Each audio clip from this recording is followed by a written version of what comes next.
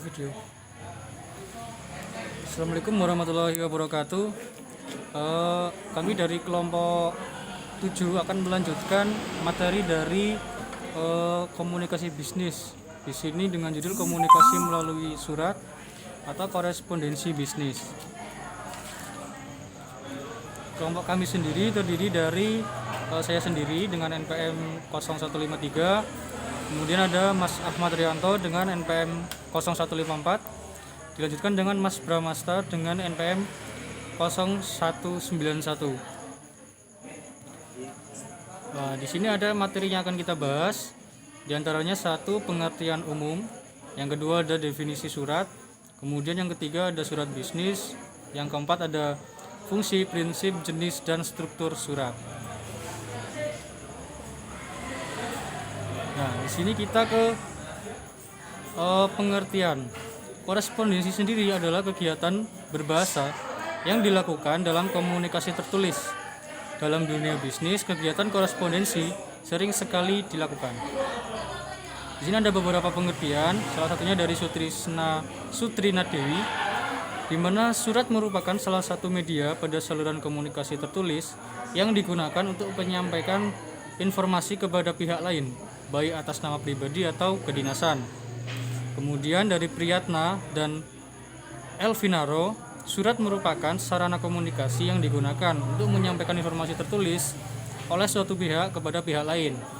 Sedangkan informasi itu disampaikan dapat berupa pemberitahuan, pernyataan, perintah, permintaan, atau laporan.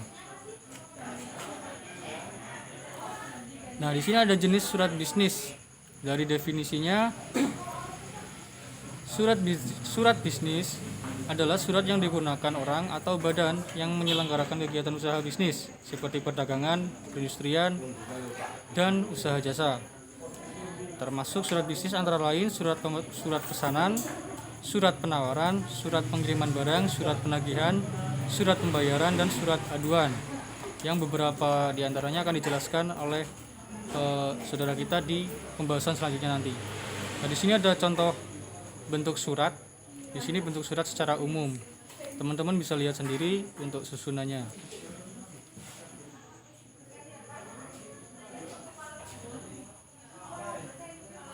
Nah, kemudian kita akan berlanjut ke fungsi surat. Fungsi surat sendiri yang pertama adalah alat komunikasi, yaitu sebagai alat menyampaikan permintaan, ide, gagasan yang berkaitan dengan masalah bisnis.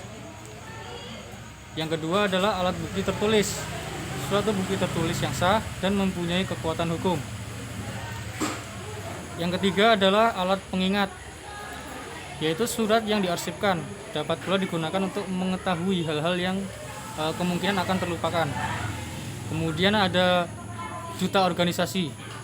Surat merupakan duta organisasi yang mencerminkan mentalitas, jiwa, dan kondisi internal organisasi yang bersangkutan. Kemudian ada fungsi yang terakhir adalah sebagai pedoman, di mana surat yang memuat ketentuan tentang kebijakan organisasi, misalnya ada surat keputusan, instruksi, surat edaran, dapat dipakai sebagai pedoman dalam melaksanakan suatu kegiatan. Nah, selanjutnya untuk prinsip surat akan disampaikan oleh Mas Bramasta. Ya, terima kasih Mas Cahyo. Selanjutnya ada prinsip surat.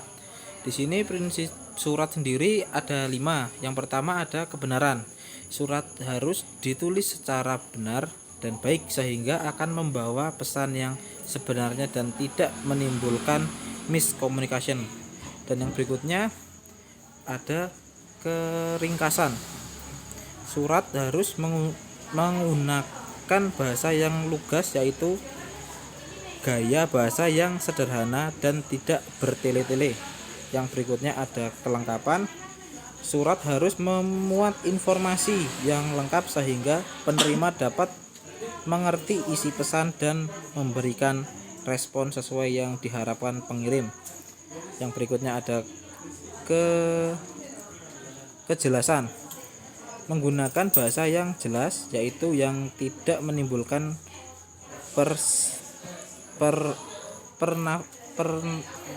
penafsiran maka yang penafsiran makna yang berbeda.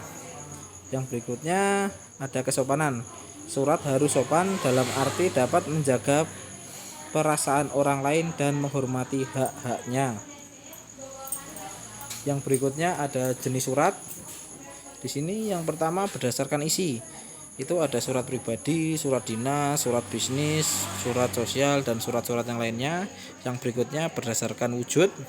Surat bersampul, kartu pos, warkat pos, telegram, dan lain sebagainya. Yang berikutnya ada berdasarkan sifat.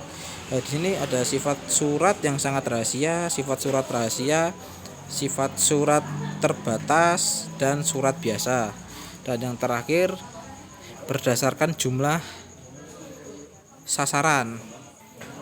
Ada surat biasa, surat edaran, dan pengumuman. Nah, materi yang berikutnya surat undangan, pesanan, dan reservasi. Yang pertama ini surat undangan. Penulisan surat undangan biasanya menggunakan pendekatan langsung. Dalam hal ini pendekatan langsung mencakup 3 kompeten, yaitu ide pokok,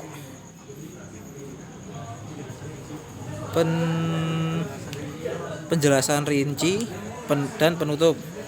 Yang kedua, surat pesanan dan reservasi. Ketika perusahaan melakukan pemesanan atau order produk kepada perusahaan lain, maka perusahaan tersebut dapat menulis surat pesanan dengan menggunakan pendekatan langsung. Surat pesanan mencakup 3, yaitu yang pertama ada pernyataan rinci apa yang ada di pesan, yang kedua metode pengirimannya, dan yang ketiga metode pembayarannya. Ya, untuk materi selanjutnya akan disampaikan oleh Mas Ahmad.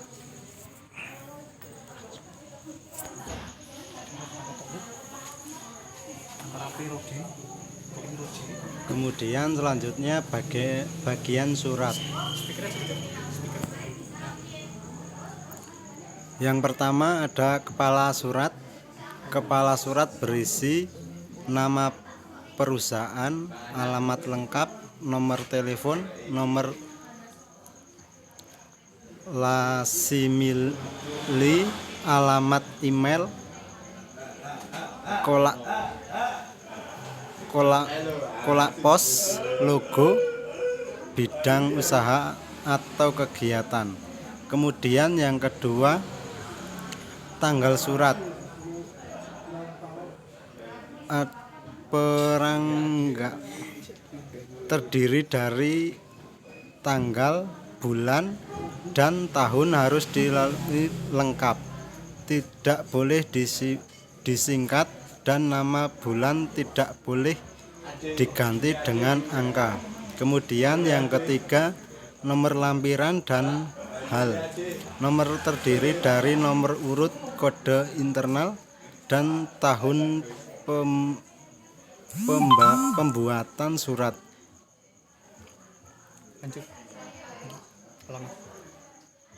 Kemudian yang keempat alamat surat. Alamat surat yaitu alamat yang ditulis pada sampul surat. Alamat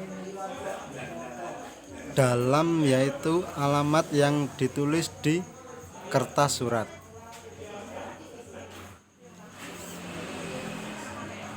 Kemudian bagian surat yaitu salam pembuka. Salam pembuka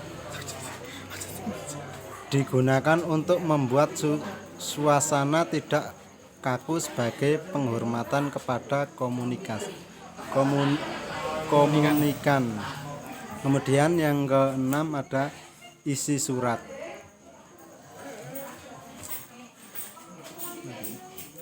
Alenia pembuka berisi sebagai pengantar bagi pembaca untuk segera mendahului masalah pokok surat.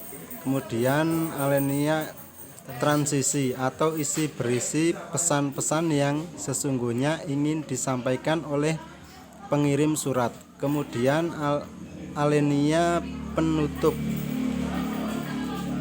urutan masalah pokok sudah selesai.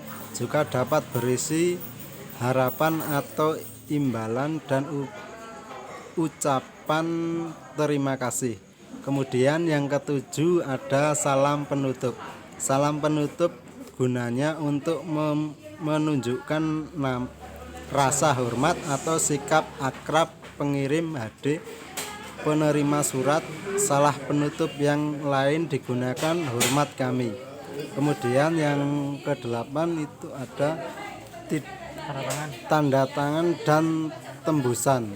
Tanda tangan untuk mengetahui siapa yang bertanggung jawab atas surat tersebut. Tembusan diperlukan apabila surat harus didahului pihak lain sedang pemerintah utama. Kemudian sudah. Terima kasih.